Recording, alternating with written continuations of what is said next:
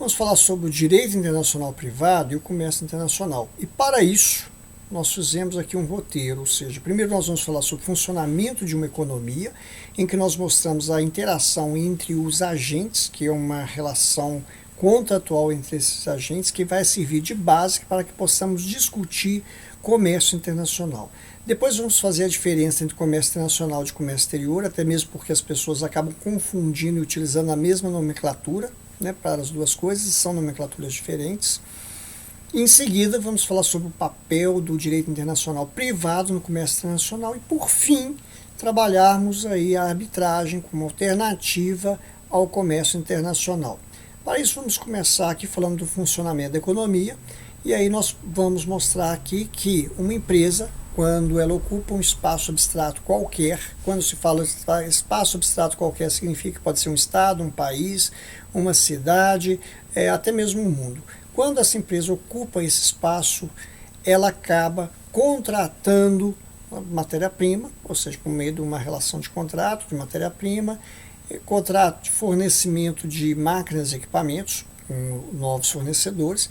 Essa relação de fornecimento, isso vai acontecer ao longo de uma cadeia produtiva até chegar lá no setor primário, e aí nós podemos perceber que a relação existe o bem, né, um fluxo de bens e também um fluxo de recursos, porque afinal de contas ele remunera, né, pela aquisição desses bens aí, né, ao longo da cadeia, contrata pessoas, remunera essas pessoas, vende esses produtos para o comércio ele remunera esses produtos. Quem é que consome produtos desse comércio? Quem consome produtos desse comércio são as pessoas que trabalham no comércio, na indústria, que trabalha no setor primário, no setor de prestação de serviço, né, são esses que vão consumir o produto.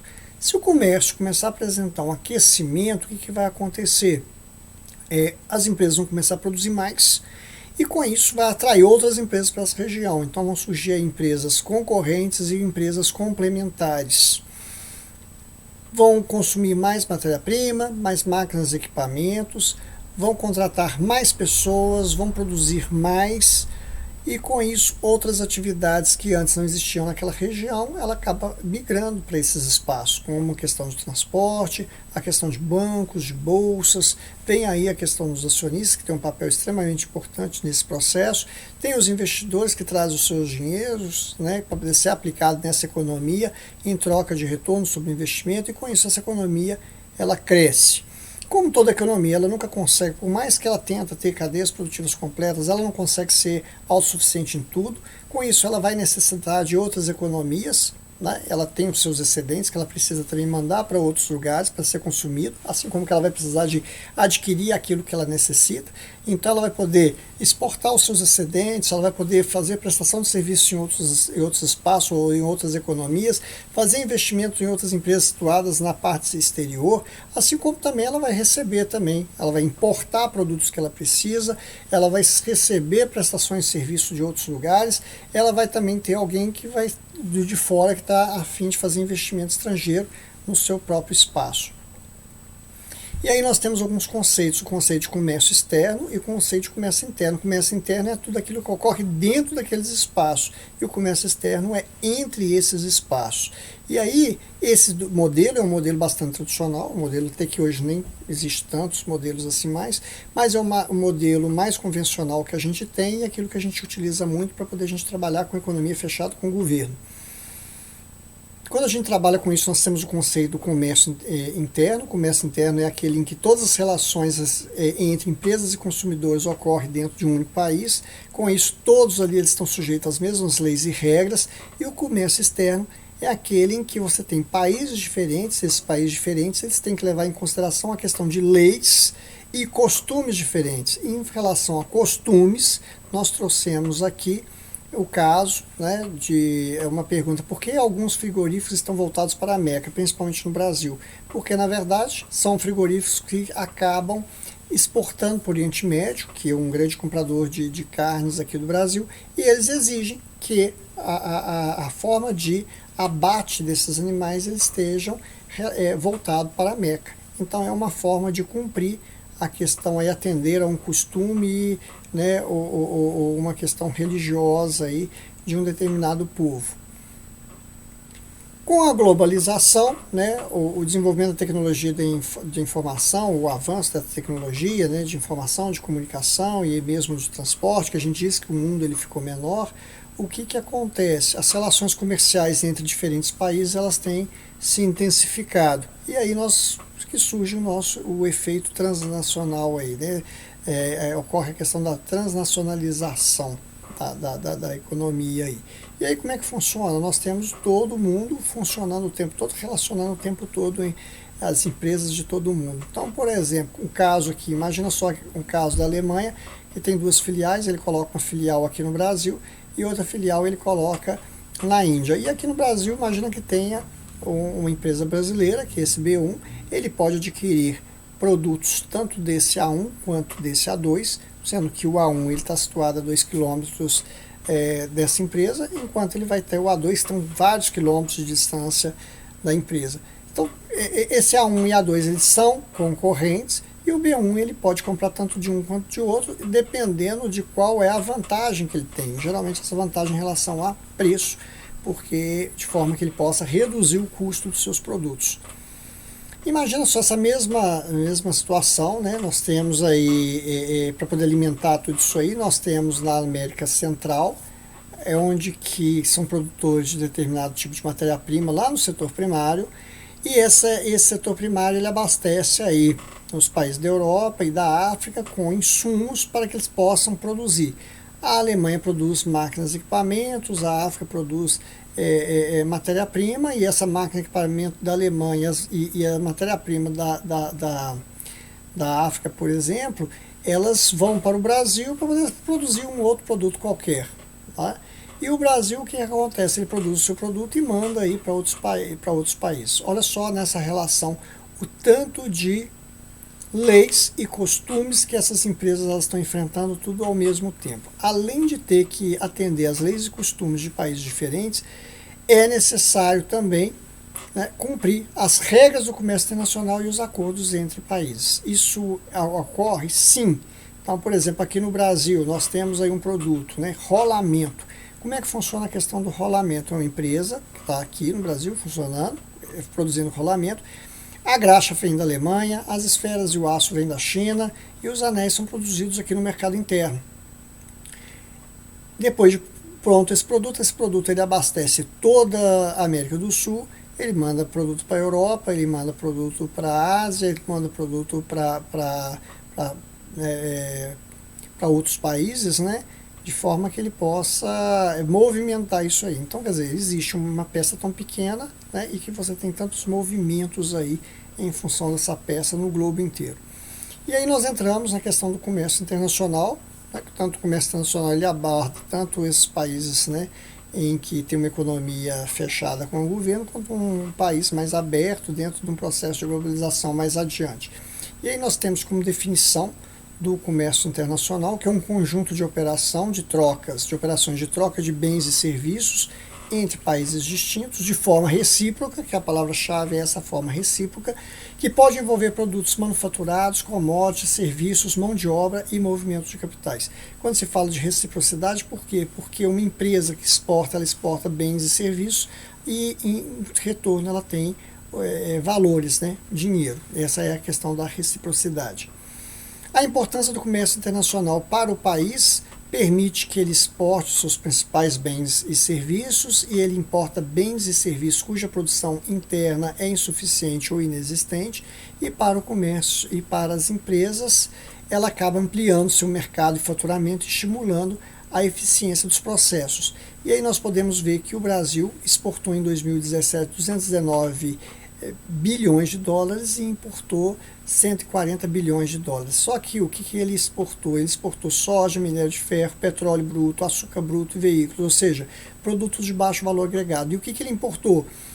Petrolíferos refinados, peças de veículos, medicamentos, tecnologias, circuitos integrados, ou seja, produtos de alto valor agregado. Por que ele teve um superávit? Ele teve um superávit porque o Brasil é um bom país de exportador, ou seja, ele ocupa a 22ª economia de exportação no mundo, e com isso ele teve a questão do balanço de pagamento, balanço de pagamento dele superavitário. Agora, ele pode melhorar esse desempenho? Pode a partir do momento em que ele começar a investir mais em inovação. Diferença entre operação internacional e comércio internacional: a operação é uma operação que está dentro do comércio internacional. Então, por exemplo, se uma empresa brasileira fecha a compra de um número de rolamentos com uma empresa indiana, é uma operação. Essa operação está junto com outras operações, inclusive com a execução de transações seguindo regras internacionais estabelecidas por órgãos reguladores e acordo entre países, né, entre dois países, né? Então você vê que quando você tem essas regras internacionais, que você tem mais operações, você tem um conjunto considerado como comércio internacional. Essas operações elas devem respeitar os órgãos internacionais, como o caso aí da Organização Mundial do Comércio. Os acordos bilaterais que os governos de diferentes países eles envolvidos podem firmar, as leis internas específicas de cada país, principalmente em relação ao comércio exterior, e a questão dos costumes. E aí, qual é a diferença entre comércio internacional e comércio exterior? O comércio exterior, ele faz parte do comércio internacional, só que ele está relacionado a normas internas de determinado país que está importando ou exportando, essas normas que as empresas estão submetidas, né? Então, na verdade, elas têm que seguir essas normas para que elas consigam importar e exportar. No comércio internacional, nós temos as regras gerais, né? Além dessas regras de cada país, são as regras de comércio exterior de cada país, nós temos também as regras gerais. Esse que é a diferença entre o comércio internacional do comércio exterior. E aí nós temos os principais organismos internacionais do comércio, são esses aí, com destaque para a Organização Mundial do Comércio, que foi criada em 1995. A OMC, ela regula e define o comércio multilateral entre países, e ela busca sempre a liberalização do comércio no planeta. Ela que é responsável por criar as leis e acompanhar as transações comerciais e econômicas entre os países.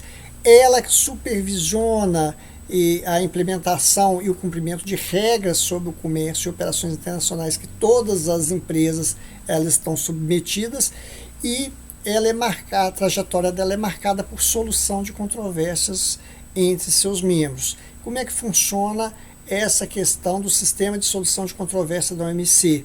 Ele funciona o seguinte: o país membro, quando ele percebe que um outro país membro ele está ferindo uma norma, um acordo, uma norma da OMC, o que acontece? Ele vai solicitar uma consulta na organização sobre esse caso concreto, e se ele perceber que procede, ele vai solicitar à OMC a formação de um painel de árbitros para que possam decidir sobre o problema.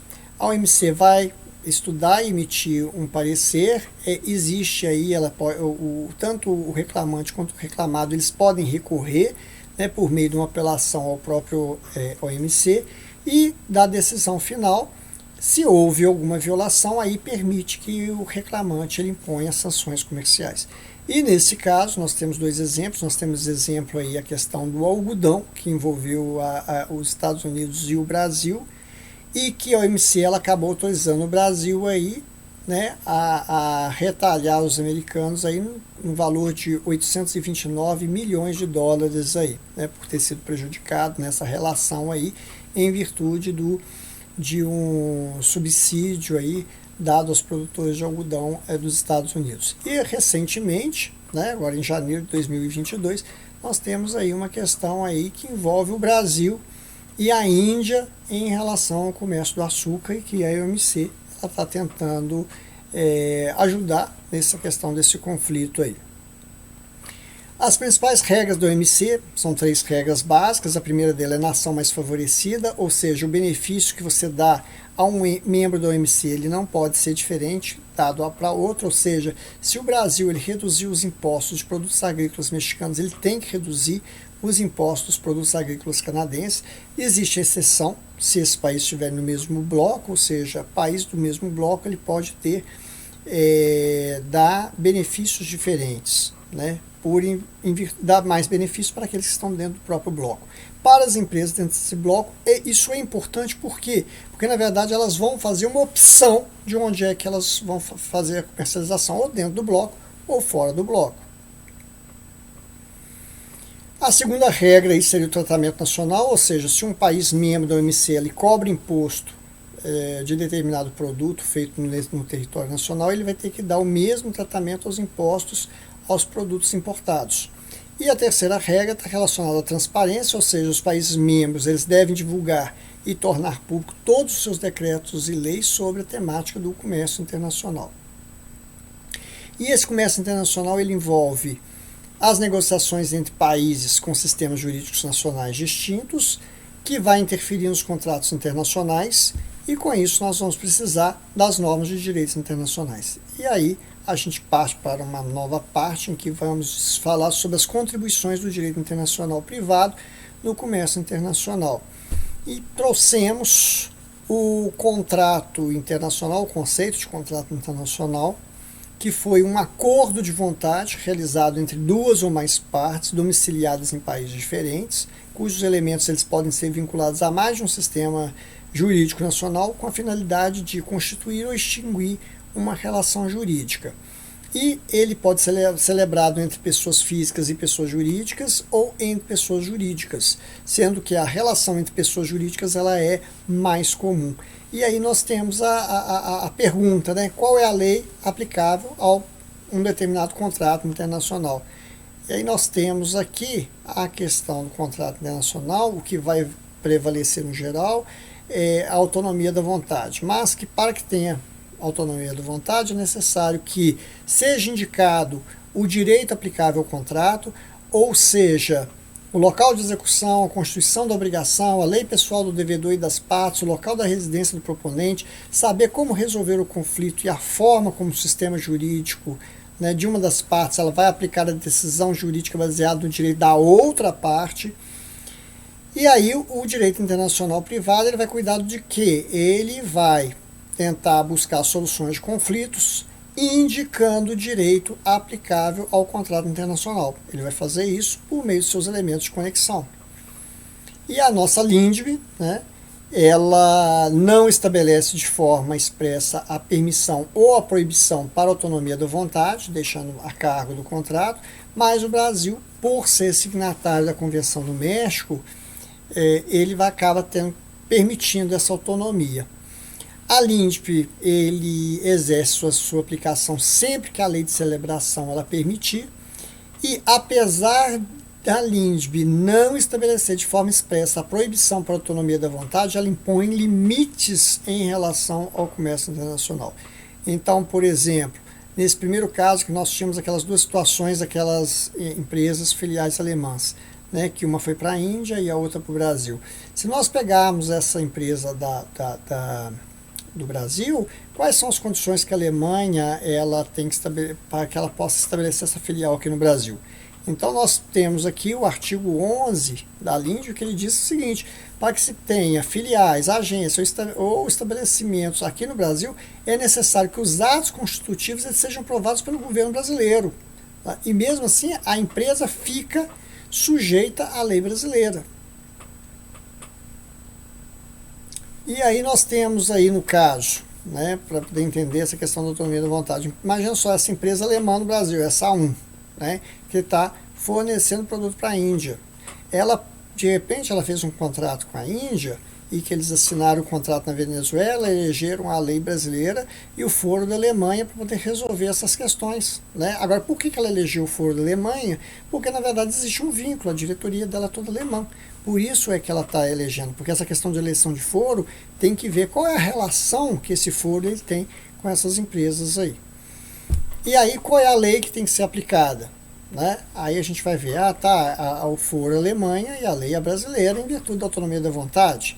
Tá? Além disso, a gente tem que entender também que o artigo 25 do CPC, ele diz o seguinte, que não compete à autoridade judiciária brasileira processar e julgar a ação quando houver cláusula de eleição de foro exclusivo estrangeiro em contrato internacional.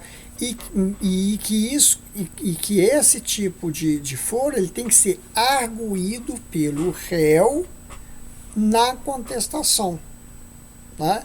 Se não for arguído pelo réu na contestação, então entrou naquele outro foro, o réu não arguiu, aquele foro fica como se fosse o foro legítimo, ele ganha legitimidade para poder tocar a ação, ele se torna competente, né, para poder tocar a ação. Agora, um limitador. Qual é o limitador que nós temos? A lei alemã, ela permite que seja discutida a questão com base na lei brasileira?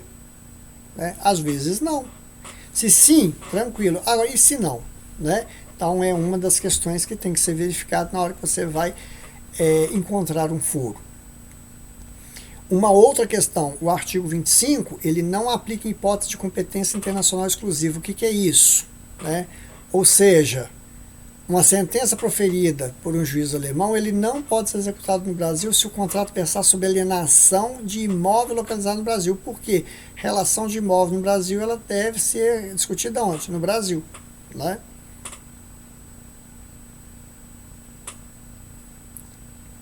E a autonomia da vontade sempre terá eficácia no Brasil? Ou seja, as leis, atos, sentenças de outros países e declaração de vontade, sempre vai ter eficácia no Brasil? Não. De acordo com o artigo 17 da LINDB, eles não terão eficácia no Brasil quando ofender a soberania nacional, ordem pública e os bons costumes. E aí nós trouxemos aqui um caso de homologação de sentença arbitral estrangeira que não foi homologada no Brasil porque configurou afronta à soberania nacional, à ordem pública e à sentença arbitral.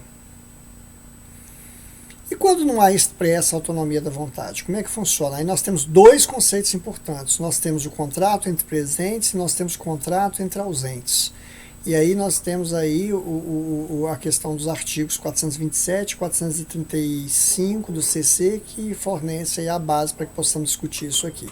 Então o contrato entre ausentes é aquele contrato em que há um intervalo de comunicação, ou seja, existe um lapso temporal. Então o proponente manda uma proposta para o aceitante pega, lê aquele contrato, aí a partir do momento em que ele aceita, aí sim configura a questão do contrato, né? Então resulta no contrato. Isso que é o contrato entre ausentes. E o contrato entre presentes é quando eles fazem juntos. O contrato entre presentes, ele está presente, né, no artigo 9º caput e parágrafo 1º da LINDB. E o contrato entre ausentes, ele é trazido aí pelo artigo 9º, parágrafo 2º da LINDB, ou seja, o tratamento dado a esses contratos. Então vamos pegar o primeiro aqui, contrato entre ausentes, né, entre presentes. Nós temos aquela empresa alemã que fornece produto aí para a Índia. O contrato foi assinado entre presentes no Brasil. Se nós estamos trabalhando com a lei brasileira, e o artigo 9º da LINDB diz o seguinte: para qualificar e reger as obrigações, aplicar-se a lei do país em que constituir, ou seja, onde foi assinado, né? Onde foi assinado o contrato. Seria isso. E aí, o que acontece? Vamos aplicar a lei brasileira. Aí surge a questão, né? E a Índia? A Índia é o destinatário, né? Ela é considerada como destinatário aí da obrigação, né? Então, o que acontece?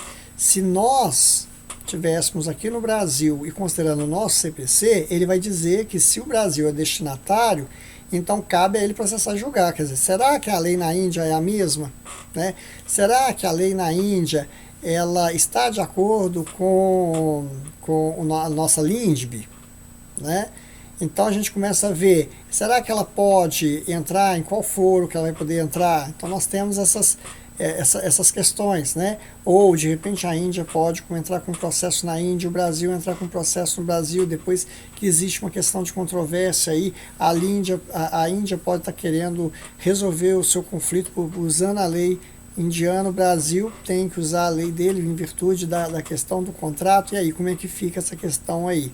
E aí eles podem entrar em conjunto, porque na verdade, de acordo com o artigo 24 do CPC, se os dois entram em conjunto, né, um entra no Brasil, o outro entra na Índia, por serem internacionais, não essa ação proposta perante tribunal estrangeiro, isso aqui não caracteriza litispendência, né? Isso pode acontecer, ressalvando, é claro, se houver alguma disposição em contrário, né, trazida em tratados internacionais e acordos bilaterais que estejam em vigor no Brasil. E nós temos que muitos casos eles nem conseguem resolver. E aí quando existe a questão do conflito mesmo, os países acabam apelando aí, né, para os acordos, para as convenções, para colaborações internacionais, para a lex mercatória, né, e o uso de Incoterms.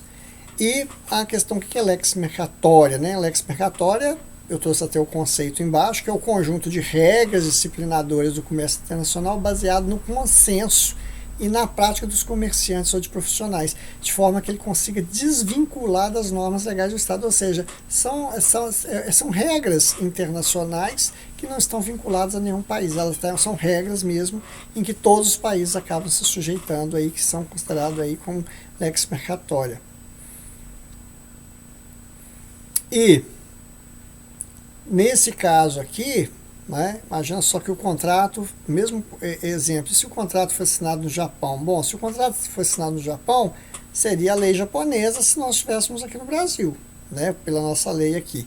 Agora, será que a Índia também, ela vai considerar, por ela ter assinado o contrato no Japão, ela vai aceitar que a lei japonesa seja a lei que vai regular aí essa relação que ela estabeleceu, né? E aí nós vimos aí, sabe, que tem essas questões que pode levar à questão do conflito, inclusive a gente pode resolver isso aí de outra forma, né, sem ter que trabalhar com essas regras, única e exclusivamente as regras estatais, porque você pode não encontrar resolução. E nesse caso aqui nós trouxemos aí o conceito de Incoterms, né, que na verdade eles que vão estabelecer as regras de interpretação de contratos de compra e venda internacional, só que o Incoterms está relacionado à questão da relação com o transporte, ou seja, aquelas nomenclaturas que a gente vê, FOB, CIF e outras mais, né, que está relacionado ao transporte. Se você paga até determinado ponto, se você paga seguro, se você não paga seguro, quem é que paga o seguro, quem é que paga depois que já está no navio. Então são todos esses termos aí que está dentro daí que a gente chama de Incoterms. E uma solução que poderia ser resolvida aí seria eleger um foro, poderia minimizar esse problema aí. E aí nós trouxemos qualquer distinção da lei material aplicável ao contrato e eleição de foro, que a gente acaba fazendo muita confusão. A lei aplicável, material aplicável, o que acontece? Está relacionado ao regramento jurídico que vai regular essa relação contratual, ou seja, essa lei aí ela é eleita pelas partes, né, quando nós estamos na autonomia da vontade, ou ela é proveniente de um ordenamento jurídico que está sendo indicado.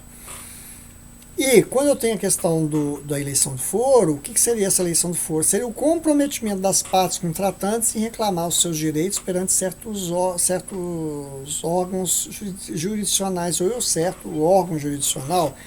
E a regra que vai ser esse foro é que vai indicar qual é a regra do direito internacional que vai ser utilizado para julgar a causa. É por isso que é importante a questão do foro. Tá?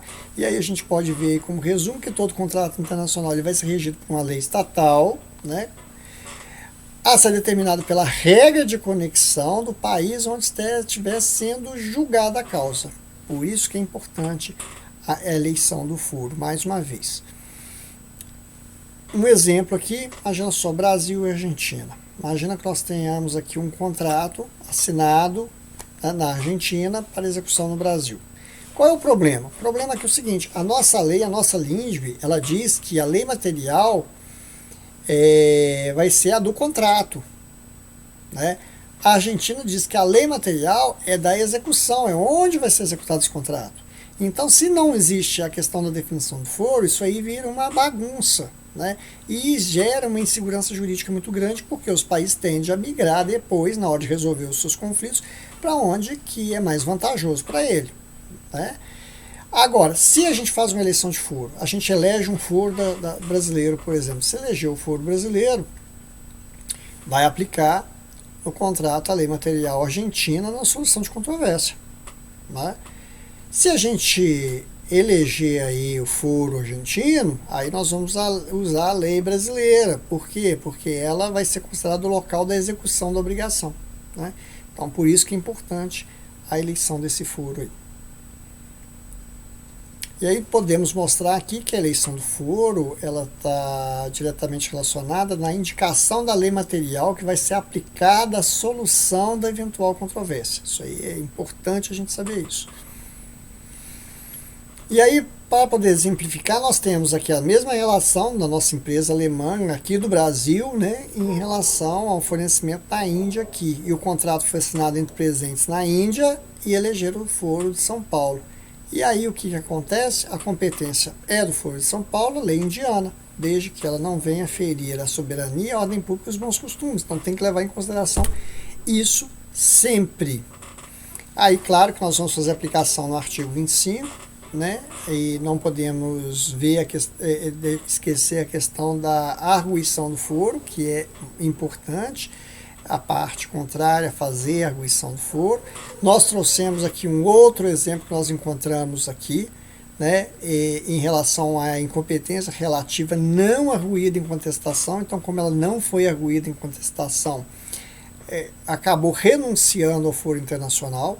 E aí não basta a existência da cláusula da eleição do foro no contrato internacional, né? É necessário que a matéria seja arguída pelo requerido em sede de contestação. Se ele não fez isso, né, o foro se torna competente. E aí, nesse caso, qual a lei vai aplicar? Então, nós temos a nossa lei aqui no Brasil, a nossa empresa aqui no Brasil, que está fornecendo para a Índia. Elegemos aí, em virtude da nossa direção da empresa, elegemos o foro aí da Alemanha e o contrato foi assinado no Japão. Se nós estamos trabalhando só com a lei brasileira, aí o que acontece? O contrato assinado no Japão, a lei seria a lei japonesa, tá? Mas aí nós temos aí a questão aí da Alemanha envolvida na história e da Índia envolvida na história. E agora, como que funciona? Será que é a lei japonesa, né? Será que a competência é alemã e a lei é japonesa? Então nós temos que ver o seguinte, na hora de fazer isso, isso acaba sendo uma bomba.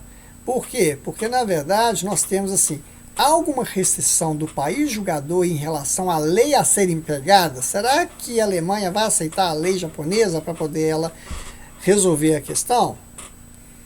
Outra questão, qual é a regra de conexão que a Alemanha adota, né? Vai ser a do local de execução ou vai ser da assinatura do contrato? Então ela vai acabar indicando alguma outra coisa. A situação de competência internacional exclusiva na jogada, a sentença proferida na Alemanha ela será homologada no Brasil e na Índia. Então, antes de escolher o foro, os países eles têm que, na hora de fazer o contrato, ele tem que verificar a regra de conexão do país do foro eleito, se a lei material aplicável na controvérsia atende aos interesses do contratante, se a sentença proferida do foro eleito será exequível na jurisdição de execução. Né? Então você vê que é muito complexo isso aqui e às vezes fica sem resposta. Olha outra situação mais complexa ainda. O México e a China, eles assinam um contrato no Japão para fornecimento de produto para o Brasil, sendo que na verdade esses produtos são operação de locação de equipamentos que ocorre no Brasil. Então, se o país destinatário é o Brasil, então a gente vai aplicar o artigo 21, inciso 2 do CPC, que ele diz que compete à autoridade judiciária brasileira processar e julgar quando a execução ou cumprimento da obrigação ocorrer no Brasil. Né? E aí o que acontece? Nesse caso, a LINDP, o artigo 9º, parágrafo 1º, ela indica o seguinte, que vai aplicar a lei brasileira em relação aos requisitos intrínsecos. Como a operação está relacionada à locação, nós temos aí, quem são os elementos? Nós temos o bem, nós temos o locador, o locatário e o valor. Se faltar um dos elementos, ele deixa de ser, na nossa lei, como se fosse uma locação. Então vamos supor, faltou o dinheiro, né, faltou o valor, então ele pode ser qualquer coisa, ele pode ser o comodato, pode ser qualquer coisa, menos locação. E em relação aos requisitos extrínsecos, né, seria da lei do país da assinatura do contrato. Agora, tudo isso está dentro da nossa LINDP, da lei brasileira, e não necessariamente isso está de acordo com a lei chinesa nem com a lei mexicana. Então é uma coisa muito séria isso. Tá? E aí, em relação a quais que são os requisitos extrínsecos? A forma, solenidade, manifestação da vontade do ato, isso daí tem que estar relacionado com a lei japonesa, natureza jurídica do ato, capacidade do agente, que inclusive no artigo 7º da LINDB ele diz que a capacidade da pessoa ela é determinada pelo domicílio, né? Então ele tem que levar em consideração aí esses recursos extrínsecos todos pelo país da assinatura do contrato. E também é uma coisa que traz uma insegurança e é difícil de resolver essa questão aí, né? Até mesmo porque esses outros países podem entrar com as suas ações relacionadas às suas leis, né, em diversos locais. E agora, para poder a gente já caminhando para o final, nós temos o contrato assinado entre ausentes, em que nós temos aí a nossa empresa em relação à Índia, mas na verdade ela enviou o contrato e a outra assinou o contrato, então nós temos aí a relação proponente-aceitante. Nesse caso nós aplicamos o artigo 9º, parágrafo 2º da LINDB, que diz que a obrigação resultante do contrato ele vai ser constituído no lugar em que reside o proponente, que seria no caso no Brasil, isso considerando a lei brasileira, de novo, né? Sendo que então vamos aplicar a lei brasileira, mas se a Índia, por exemplo, ele fizer a sua contraproposta, o que acontece? Acontece que o proponente vira a Índia, o aceitante vira o Brasil, e assim por diante, né? Então isso acaba complicando, se tornando bastante complexa a relação aqui. E aí no caso aí, né, se você vira, vai virar a lei indiana, né? Aí se o Brasil depois ele faz uma nova proposta, aí ele que vira o proponente, aí vira a lei brasileira e assim por diante. E aí nós temos, né, uma forma de resolver essas questões que foram apontadas, esses vários pontos negativos aí da aplicação dessas leis, né, estatais. Nós temos a questão da arbitragem internacional. A arbitragem internacional, aqui no Brasil nós temos a Lei 9.307/96, que fala sobre arbitragem internacional. Nós temos o artigo dessa lei, segundo, parágrafos 1º e 2º dessa lei, né, que mostra que a arbitragem internacional ela é um sistema privado alternativo de solução de conflitos que pode ser utilizado no comércio internacional. E o compromisso arbitral, como ele é firmado antes da arbitragem, ele já parte por critérios já estabelecidos pelas partes envolvidas, e isso já facilita a decisão. E essas controvérsias na aplicação desses contratos, elas são resolvidas por meio de arbitragem e não pela justiça pública. Com isso, ela gera soluções muito mais rápidas e eficazes, e as empresas elas não ficam muito em evidência, né? Então já permite assim que elas façam essa relação de arbitragem sem que se expor muito. E se uma das partes ela não catar a decisão, né, e a outra parte ela pode muito bem recorrer, né, ir para a justiça tal, e recorrer para reclamação de direitos, né? Mas isso aí acaba que, enquanto acontece um disso, acontece várias outras questões que já resolve pelo próprio processo de arbitragem. E aí, resumindo, nós podemos mostrar que a arbitragem internacional ela acaba se caracterizando como um avanço no campo da autonomia da vontade, principalmente em relação a esses contratos internacionais. Ela permite às partes, aí, tanto em contrato nacional quanto internacional, estipular convenção arbitral estipular na convenção arbitral a lei aplicável ou determinar que sejam aplicados princípios gerais de direito, usos e costumes. Então, tudo isso pode entrar na arbitragem. Então isso aqui coloca a arbitragem como uma solução, né, que pode resolver, minimizar ou mitigar os problemas trazidos por essas leis, né, estatais, né, como no caso nosso a LINDB. A conclusão que nós chegamos é que as relações entre empresas de um determinado espaço abstrato ela pode ocorrer por meio de um nexo de contrato, pode ser mais ou menos flexível. As relações de troca no comércio internacional, elas obedecem leis e costumes de cada país, acordos internacionais e normas gerais desse comércio. O direito internacional privado, ele busca identificar a lei mais apropriada para dirimir conflitos e cumprir contratos. Entretanto, as limitações tornam as soluções caras e morosas, necessitando recorrer a cooperações e convenções internacionais. No Brasil, os artigos 21 a 25 do CPC eles acabam contribuindo para encontrar competência do juízo para julgar a causa que envolve o comércio internacional, porém eles não atingem a legislação de outros países, e a arbitragem é um sistema privado, alternativo, eficiente de solução de conflitos que pode ser empregado no comércio internacional. Aí nós terminamos nosso trabalho. Essa aqui foi a referência, a bibliografia que nós utilizamos para poder elaborar este trabalho. Espero que tenham gostado, tá? E obrigado a todos.